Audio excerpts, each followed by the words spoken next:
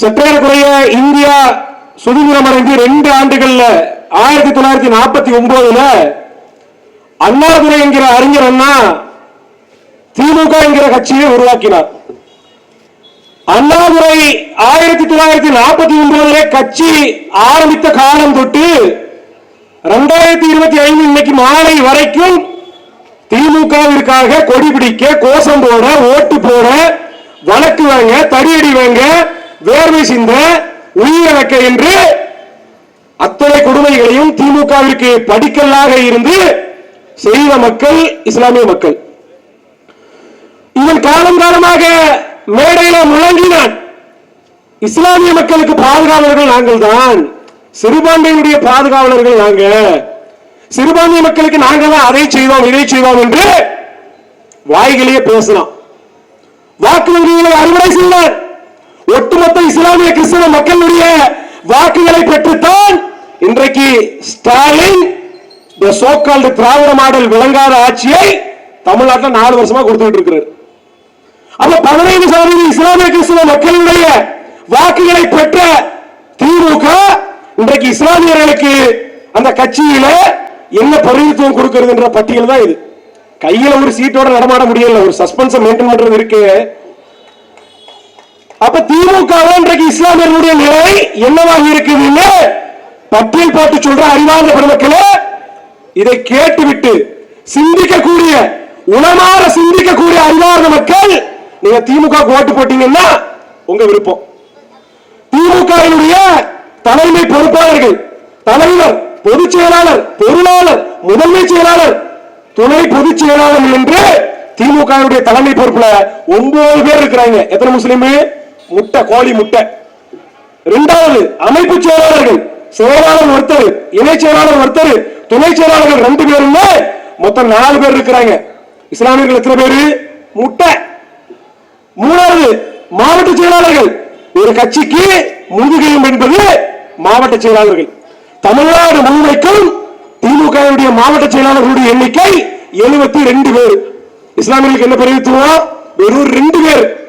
4வது மாநில அளவுல திமுக குழு நிர்வாகிகள், உயர்நிலை செயல் திட்ட குழு, தீர்மான குழு, சட்ட திருத்த குழு, சொத்து பாதுகாப்பு குழு, தேர்தல் பணிக்குழு, 2026 சட்டமன்ற தேர்தல் ஒருங்கிணைப்பு குழு, தலைமை கழக நிர்வாகிகள், கொள்கை பரப்பு குழு என்று இத்தனை குழுக்கள் மொத்தம் 121 பேர் இருக்கிறாங்க.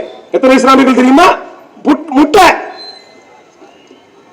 5வது சட்ட அணிகள், கட்சி அணிகள், தகவல் தொழில்நுட்ப அணி, மாணவர் அணி, இளைஞர் அணி, மகளிர் அணி, வழக்குரைஞர் அணி என்று மொத்தம் 5 அணிகளுக்கு 71 மாநில பொறுப்பாளர்கள் இருக்கிறாங்க. இஸ்லாமியர்கள் எத்தனை தெரியுமா? வெறும் 1. 6 சட்டமன்ற உறுப்பினர்கள்.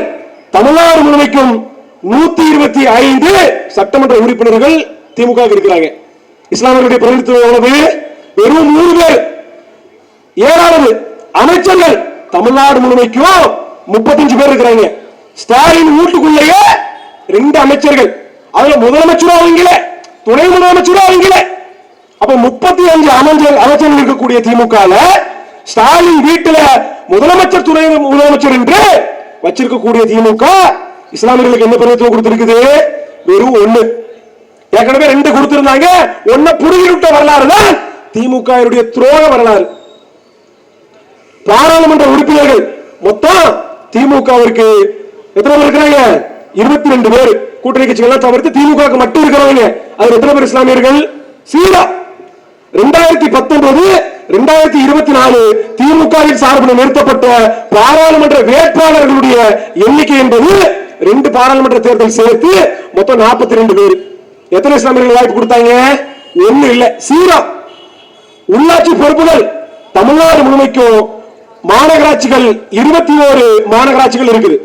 ஒவ்வொரு மாநகராட்சிக்கும் மேயர் இருப்பாங்க, துணை மேயர் இருப்பாங்க.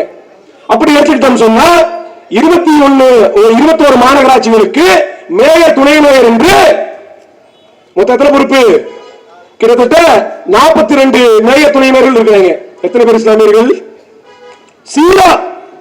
அட நான் கேட்கிறேன், சென்னை மேயர் சொல்றாங்க, பிரியான்ற ஒரு அருந்ததியர் சமுதாயத்தை சேர்ந்து கொடுத்தேன்னு சொல்றாங்க. விளிம்புநிலை மக்கள் கொடுத்துட்ட, சரி, பறையருக்கு கொடுக்கல, அருந்ததியர் கொடுத்துட்ட. நான் கேட்கிறேன், அருந்ததியருக்கு கொடுக்குறீங்க, ஒரு 2 வருஷம் 2.5 வருஷம் அருந்ததி இருக்கும், இன்னொரு 2.5 வருஷம் ஒரு இஸ்லாமியருக்கு கொடுக்க முடியாதா? சிந்திச்சு பாருங்க. அப்ப மேலே துணையினர்கள் சீனா. கூடுதல் தகவல் என்னன்னா, திமுக பொறுப்பேற்றுச்சு 1967 அண்ணாதுரை முதலமைச்சர் ஆனார். அண்ணாதுரை முதலமைச்சராகி இன்னைக்கு 2025 கிட்டத்தட்ட 62 வருஷம் ஓடிட்டு, இந்த 62 வருஷத்துல ஒரு சென்னை மேயர் கூட இஸ்லாமியர் கிடையாது. 10 தமிழ்நாடு அரசின் சார்பில் தமிழ்நாடு முழுமைக்கும் பல்கலைக்கழகங்கள் இருக்குது. 22 பல்கலைக்கழகங்கள். இந்த 22 பல்கலைக்கழகங்கள்ல துணை வேந்தர்களை நியமிக்கக்கூடிய அதிகாரம் மாநில அரசு கிட்ட இருக்குது. முதலமைச்சர் நாற்காலியில ஸ்டாலின் கையெழுத்து போட்டா துணை வேந்தர்களை நியமிக்கலாம். இந்த 22 துணை வேந்தர்கள்ல ஒரு இஸ்லாமியர் கிடையாது. 11ஆவதாக அரசினுடைய தலைமை வழக்கறிஞர் 1967 தொடங்கி 2022 கிட்டத்தட்ட 62 வருஷம் ஆச்சு. ஒரு அட்வொகேட் ஜெனரல் முஸ்லீம் கிடையாது. ஏதா கொடி பிடிக்க, கோஷம் போட, ஓட்டு போட என்று வாக்கு வங்கியாக காலங்காலமாக சிறுபான்மை சிறுபான்மை என்று பீட்டி சிறுபான்மைக்குடைய பாதுகாப்பு சொன்னீங்கடா. மானங்கெட்ட திமுக இதாண்டா நீ கட்சியில் கொடுத்திருக்கிற பொறுப்பு. இதுக்கு மேல நம்புறீங்களா திமுக? எத்தனை மக்கள் விரோத சட்டங்கள் சிரிச்சு பாருங்க. எந்த இடத்துல இருக்கா திமுக கூட காசு கொடுப்பான், அற்ப காசு. ஆனா திமுக இன்னொரு அணி இருக்குது. அந்த அணியில 75% இஸ்லாமிய மக்கள். என்ன அணி? சிறுபான்மை அணி. அந்த சிறுபான்மை அணியில மாநில அளவில் 12 பேர் போட்டிருக்கான். அந்த 12 பேர்ல 8 பேர் முஸ்லீம். கேவலம் இல்லையா? அப்ப என்ன சொல்ல வர்ற? நீங்க கட்சிக்கு வரியா? சிறுபான்மை அணியில பொறுப்பெடுத்துக்க. மாவட்ட பொறுப்பு கேட்காத, மாநில பொறுப்பு கேட்காத, தலைமை பொறுப்பு கேட்காத, பொதுச் செயலாளர் துணை பொதுச் செயலாளர் கேட்காத என்ற கெல்லுக்கீரியாக நினைச்சிட்டு இருக்கிறான். நீங்க காலங்காலமா சொல்றீங்க பீட்டிங் சீமான். 17 வயசுல கட்சிக்கு வந்த அந்த கட்சிக்கு நான் கட்சி 10 வருஷம் ஆச்சுடா. நான் சேரும்போது சொன்னான் சீமான் பி டீம் பாஜக ஆதரவாளர். நான் கேட்கிறேன், 17 வருஷம் நான் கட்சியினுடைய பயணத்துல ஒரே ஒரு இடத்துல பிஜேபி கொண்டு வந்த சட்ட திட்டத்தை நான் தமிழ் கட்சி ஆதரிச்சது பேசிச்சதுன்னு சொல்லுடா. இல்ல நான் தமிழ் கட்சி பிஜேபி கொண்டு வந்த இந்த திட்டத்தை எதிர்த்து பேச இல்ல, போராடல என்று நீ சொல்ல பாக்கல. எந்த இடத்துல ஆதரிச்சிருக்கிறோம் சிந்திச்சு பாருங்க. நான் ஒன்றை மட்டும் சொல்லுவேன். 2 நாட்களுக்கு முன்பாக இந்துத்துவ பாசிச கும்பலுக்கு எதிராக RSS VHP பஜ்ரங்கள் இந்த கும்பலுக்கு எதிராக போராடி படுகொலை ஷஹீத் பதவியை சந்தித்த மாவீரன் பழனி பாபா. ஆரியத்தால் அணு அளவு கூட நெருங்க முடியாத புரட்சி தீ என் ஆசான் பழனி பாபா. நான் ஒன்றை மட்டும் சொல்லுவேன். ஐயா பழனி பாபாவை தூக்கி பிடிக்கக்கூடிய சீமான் சத்தியமாக பிஜேபியின் ஆளாக RSS ஆளாக நிற்க முடியாது. இது சத்தியம். யாருக்கு விளையாட்டு காட்டுற நீ? பழனி பாபா தூக்கிட்டு வர்றாங்க. பழனி பாபா உயிர் மூச்சை கொடுத்து ரத்தத்தை வேறையாக சிந்தி தமிழ்நாடு முழுமைக்கும் ஜிகாத் கமிட்டியை கட்டமைத்தார். பழனி பாபா உயிரோடு இருக்கிற வரைக்கும் கருணாநிதியால் பழனி பாபா கட்டை விரல் மண்ணை கூட புரிந்துள்ள பழனி பாபா ஷஹீதான அடுத்த வருஷம் 1998 அவர் உயிரை கொடுத்து தமிழ்நாடு முழுமைக்கும் கட்டியமைத்த ஜிகாத் கமிட்டியை தடை பண்ண துரோகி கருணாநிதி. மறக்க முடியுமா? இன்னைக்கு வரைக்கும் தடை நீடிக்குது. நான் சொல்றேன், நீ ஜிகாத் கமிட்டிக்கு தடை நீக்கிறா, நான் திமுக ஓட்டு போடுறேன். நீக்குவா ஸ்டாலின் அரசு? என்ன தீவிரவாத செயலில் ஈடுபட்டுச்சு ஜிகாத் கமிட்டி? அப்ப என்றால் இஸ்லாமியர்களுக்கு எந்த விதத்திலும் பிரதித்துவம் இருந்தக்கூடாது, இஸ்லாமியர்களுக்கு என்று பாதுகாப்பா ஒரு அமைப்பு இருந்தக்கூடாது, இயக்கம் இருந்தக்கூடாது என்பதுல இந்த ஸ்டாலின் அரசு தெளிவாக இருக்கு. அறிவார்ந்த மக்களே, இவ்வளவு பேசியாச்சு. இதற்கு பிறகு திமுக ஓட்டு போட போறீங்கன்னா நாசமா போங்க. ஆண்ட கட்சியும் ஆளுங்கட்சியும் போடுகிற திட்டங்கள் அனைத்தும் திருடுவதற்கான திட்டங்கள். சாலை போடுவதா, சாக்கடை கட்டுவதா, சாக்கடை முழுமையாக கட்டுவதாக திட்டம் போடுவார்கள். ஆனால் மேலா பூசிட்டு போயிட்டு முழுசா கட்டணும் எடுத்துக்குவாங்க. இப்படித்தான் கடந்த ஒரு 4 வருடத்துக்கு முன்பாக பேரூராட்சி தமிழ்நாட்டில் இருக்கக்கூடிய அனைத்து பேரூராட்சிகளுக்கும் அதிகாரிகளோடு ஒவ்வொரு முறையும் சென்னைக்கும் ஒவ்வொரு பேரூராட்சியிலிருந்து சென்னைக்கு சென்று வர முடியாது என்பதற்காக தொலைக்காட்சி வாயிலாக கான்பரன்ஸ் மீட்டிங் போடுவதற்காக அந்த சாதனங்கள் வாங்குவதற்காக ஒரு திட்டம் போட்டார்கள். அதற்கு ஒவ்வொரு பேரூராட்சிக்கும் அவர்கள் செலவு செய்வது என்ன தெரியுமா? 4,89,000 ரூபாய். ஆனால் அந்த 4,89,000 ரூபாய்க்கான அவர்கள் கொடுத்த அந்த திட்டம், அந்த செலவு தொகை ஒரு பேரூராட்சிக்கான சாதனம் வாங்குவதற்கான தொகை. அந்த விவரத்தை நாங்கள் நாம் தமிழர் கட்சியின் கையீட்டு உணவு பாசறை சார்பாக தமிழக அறிவுரிமை சட்டத்தில் வாங்கி அதை தனியார் நிறுவனத்தில் அது குறித்த அந்த கொட்டேஷன் என்று சொல்லக்கூடிய தோராய மதிப்பு கேட்டபோது அதற்கு வெறும் 89,000 மட்டும்தான். அவர்கள் கொடுத்திருந்த அந்த சாதனத்திற்கான செலவு, முழு செலவும் வெறும் 89,000 மட்டும்தான். ஆனால் அவர்கள் அதற்காக எடுத்த தொகை ஒரே ஒரு பேரூராட்சி மட்டும் 4,89,000. ஆக ஒரு பேரூராட்சிக்கு மட்டும் 4 லட்சம் ரூபாய் கமிஷன் அடிச்சிருக்காங்க. இந்த மாதிரி தமிழ்நாடு முழுக்க 500 பேரூராட்சியில கிட்டத்தட்ட 20 கோடி ஒரே ஒரு திட்டத்தில் மட்டும் 20 கோடி அடிச்சிருக்கிறாங்க இந்த திருட்டு திராவிட கட்சிகள். இது நாங்கள் கட்சி சார்பில் நாங்க சென்னை லஞ்ச ஒழிப்புத்துறைக்கு புகாரை அனுப்பினோம். அந்த சென்னை லஞ்ச ஒழிப்புத்துறை அந்த புகாரை கோவை லஞ்ச ஒழிப்புத்துறைக்கு அனுப்பி அதை விசாரிக்க சொன்னாங்க. ஆனா அதை விசாரிக்க வந்த அந்த காவல் ஆய்வாளர் எங்கள் பொறுப்பாளரை கூப்பிட்டு நேரடியா போய் விசாரிச்சாங்க. விசாரிச்சுட்டு கடைசியில ஆமாங்க நடந்திருக்குது, உண்மைதான் அப்படின்னு சொல்லிட்டாங்க. நடந்திருக்குது, உண்மைதான். 20 கோடி ஏமாத்திக்கிறாங்க, திருடிக்கிறாங்க, திட்டம் போட்டு திருடிக்கிறாங்க திருட்டு திராவிட கட்சியினர். ஆனால் அதன் மீது இதுவரை ஒரு நடவடிக்கையும் இல்லை. நடந்திருக்குது, உண்மைதான் சொன்ன அந்த காவல்துறை சொல்லி 2 வருடம் ஆச்சு, இதுவரைக்கும் எந்த நடவடிக்கையும் இல்லை. இப்படிப்பட்ட திருட்டு திராவிட கட்சிகள் நாளொரு வண்ணமும் பொழுதொரு மேனியும் போடுகிற திட்டம் அனைத்தும் அவர்கள் திருடுவதற்கான திட்டம். நாம் தமிழர் கட்சி எவ்வித ஆட்சி அதிகாரம் இல்லாத போது இது மாதிரி பல வேலைகளை பல தவறுகளை கண்டறிஞ்சு தடுத்துக்கிட்டு இருக்கிறோம். பொதுமக்கள் தேவைகளை லஞ்சம் கொடுக்காம பல லட்சம் பேருக்கு அவங்க தேவைகள் நிறைவேற்றி கொடுத்துக்கிறோம். லஞ்சமா கொடுத்தது கூட இதுவரை சுமார் 99 லட்சம் ரூபாய் தமிழ்நாடு முழுக்க லஞ்சமா இளைஞர்களுக்கு திருப்பி வாங்கி கொடுத்துட்டு இருக்கிறோம். இப்படி ஆட்சி அதிகாரம் இல்லாத போது இத்தனை வேலை செய்யக்கூடிய எங்களுக்கு இப்போ சேவை வரும் உரிமை சட்டம் ஒரு சட்டம் இருக்கு. அது என்ன அப்படின்னா, இது ஒண்ணு மட்டும் சொல்லி விடைபெறுவேன்.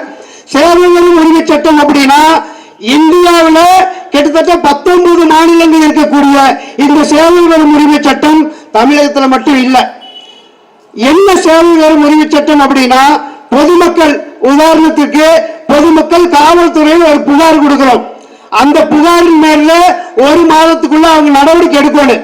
ஒண்ணு பொய் புகாரா இருந்தா அதன் மேல புகார் கொடுத்து மேல நடவடிக்கை எடுக்கணும், அல்லது உண்மையான புகாரா இருந்தா தப்பு பண்ணும் நடவடிக்கை எடுக்கணும். அந்த புகாரின் பேர்ல நடவடிக்கை எடுக்கலைன்னா அதிகபட்சம் 1 மாசம் அவகாசம். இந்த சேவை வரும் உரிமை சட்டம் இங்க இருந்தா அந்த புகாரின் போது நடவடிக்கை எடுக்காத காவல் அலுவலர் அதிகாரியின் மீது அந்த சேவை வரும் உரிமை சட்டத்தில் விண்ணப்பிச்சா அவர் அந்த புகாரை சரியாக விசாரிக்காத காரணத்திற்காக அவர் மீது இழப்பீடு வாங்கலாம். இப்ப இழப்பீடுங்கிறது ஒரு 50 ரூபாய் 100 ரூபாய் 200 ரூபாய் கூட இருக்கலாம். ஆனால் ஒரு முறை ஒரு காவல் அலுவலர் அதிகாரி இழப்பீடு வழங்குகிறார் என்றால் அவருக்கு சம்பள உயர்வு பணி உயர்வு கிடைக்காம போயிடும், அது தள்ளி போகும். இப்படிப்பட்ட இந்த சேவை வரும் உரிமை சட்டம் நமக்கு பக்கத்தில் இருக்கக்கூடிய கேரளா, ஆந்திரா, கர்நாடகா இருக்கு. பெரிய மாநிலங்களான 3 மாநிலத்தில் இருக்கு. ஆனா நம்ம மாநிலத்தில் இல்ல. காரணம் என்ன? நம்ம மாநிலத்தில் கொண்டு வந்தா இந்த திருட்டு திராவிட கட்சிகள் ஆட்சி ஆள முடியாது. அதனால திட்டமிட்டு இவங்க தடுத்து வச்சிருக்காங்க. இப்படிப்பட்ட சட்டங்களை எல்லாம் பயன்படுத்துவதற்கு, மக்களுக்கு தேவையான சட்டங்களை பயன்படுத்தி மக்கள் தேவைகளை நிறைவேற்றுவதற்கு. நன்றி, வணக்கம். நாம் தமிழர். தமிழர்களுக்கு 2 தாயகங்கள், ஒன்று தமிழீழம், இன்னொன்று தமிழ்நாடு. தமிழீழத்திலே கடந்த காலத்தில் நடந்தது இப்போது தமிழ்நாட்டிலே நடந்து கொண்டிருக்கின்றது. அங்கே கொத்து குண்டுகளை போட்டு பீரங்கியில் இருந்து குண்டுகளை செலுத்தி தமிழர்களை கொன்று அங்கே ஒரு இனப்படுகொலை நடந்தது. இங்கே தமிழ்நாட்டிலே ஒரு கட்டமைப்பு சார்ந்த இனப்படுகொலை, நம்முடைய இயற்கை வளங்களை கொள்ளையடித்து, நம்முடைய வேலை வாய்ப்பை பறித்து, நம்முடைய மொழியை பண்பாட்டை அழித்து, இங்கேயும் ஒரு சிறிது சிறிதான இனப்படுகொலை நடந்து கொண்டிருக்கின்றது. அங்கே கையிலே துவக்கெடுத்து எங்கள் தலைவர் அங்கே போராட்டத்தை நடத்தினார், தமிழ் மக்களை காப்பதற்காக. இங்கே தமிழ்நாட்டிலே ஆயுதம் மிச்சம் வைத்ததை அரசியலால் செய்து முடிக்க அறிவாயுதம் ஏந்தி செந்தமிழன் சீமான் அவர்கள் இங்கே போரிட்டுக் கொண்டிருக்கின்றார். இங்கே பணத்தை ஆயுதமாக செலுத்தி, இங்கே மாலையிலே நாம் பார்த்தோமே, ஆட்டு மந்தைகளை அழைத்து செல்வதை போல 200-300 ரூபாய் கொடுத்து மக்களை அழைத்து செல்கிறார்களே. இங்கே ஊடகங்களிலே வேலை செய்கின்ற அந்த திடல் திண்டிகள் ஊடகங்களிலே செந்தமிழன் சீமானுக்கு எதிராக அவதூறு பரப்புரையை மேற்கொண்டிருக்கின்றார்கள். அங்கே தலைவரை 20 நாடுகள் ஆயுதம் கொடுத்து உளவு தகவல் சொல்லி வீட்டியதை போல இங்கே தமிழ்நாட்டிலே இருக்கின்ற அத்தனை கட்சிகளும் செந்தமிழன் சீமானவர்களை நாம் தமிழர் கட்சி எதிர்த்து அரசியல் செய்து கொண்டிருக்கின்றார்கள். இங்கே நாம் தமிழர் கட்சி வீழ்ந்துவிடும், வீழ்வேன் என்று நினைத்தாயோ என்று சவால் விட்டுக் கொண்டிருக்கின்றார் செந்தமிழன் சீமான். அவருடைய ஆட்டம் இப்போது தொடங்கி இருக்கின்றது. 2026 ஆட்டத்தை நீங்கள் பார்க்க போகின்றீர்கள். இங்கே நிச்சயமாக இந்த அரசியல் களத்திலே நீங்கள் எங்களை வீழ்த்த முடியாது. இங்கே இந்த தேர்தலிலே ஈரோடு மக்களுக்கு ஒரு மிகப்பெரிய வாய்ப்பு கிடைத்திருக்கின்றது. இந்த கட்டமைப்பு சார்ந்த இனப்படுகொலையிலிருந்து தமிழ்நாட்டிலே வாழ்கின்ற தமிழினத்தை காப்பாற்ற வேண்டுமானால் 2026 நாம் தமிழர் கட்சி ஆட்சிக்கு வர வேண்டும். 234 தொகுதிகளிலும் தமிழர்களுக்கு ஒரு பாடமாக இருக்கும், ஒரு முன்னோடியாக இருக்கும். ஈரோட்டு மக்களை நாமும் பின்பற்றுவோம், நாம் தமிழர் கட்சி ஆட்சியில் அமர்த்துவோம். அப்போதுதான் இந்த விஜயநகர அரசின் வாரிசுகளாகிய தற்போது நம்மை ஆண்டு கொண்டிருப்பவர்களிடமிருந்து தமிழினத்தை சிறிது சிறிதாக அழித்துக் கொண்டிருக்கும் இந்த திராவிட கட்சிகளிடமிருந்து நமக்கு விடுதலை கிடைக்கும் என்று 234 தொகுதிகளிலும் நாம் தமிழர் கட்சிக்கு வெற்றியை தேடித் தருவார்கள். இஸ்லாமிய சகோதரர்களுக்கு ஒரே ஒரு கருத்தை சொல்லி என் உரையை முடிக்க விரும்புகின்றேன். எனக்கு முன்னால் பேசிய என்னுடைய அன்பு மகள் 2 பேரும் பேசினார்கள். இஸ்லாமிய சமூகத்திற்கு இந்த திமுக எத்தனை துரோகங்களை செய்திருக்கு என்று சொன்னார்கள். ஒன்றை சொல்லிக் கொள்கிறேன், நீங்கள் எல்லாம் பாரதிய ஜனதா என்கிற விஷம் நம்மை கொன்றுவிடும், அதிலிருந்து திமுக நம்மை காப்பாற்றுகிறது என்று பொய்யாக நம்பிக்கொண்டிருக்கின்றீர்கள். சைனை உடனடியாக கொள்ளும் விஷம், ஆனால் ஆர்சனிக் என்று ஒன்று இருக்கின்றது. ஒரு மருத்துவனாக சொல்கிறேன், அது கொஞ்சம் கொஞ்சமாக கொள்ளும் விஷம், நம்மை கொள்கிறது என்பதே தெரியாது. அப்படித்தான் திமுக உங்களை கொஞ்சம் கொஞ்சமாக நீங்கள் உணராமலே உங்களை கொன்று கொண்டிருக்கிறது என்பதை உணருங்கள். உங்களை காப்பாற்றுவது நாம் தமிழர் கட்சிதான், செந்தமிழன் சீமான் தான். நன்றி, வணக்கம்.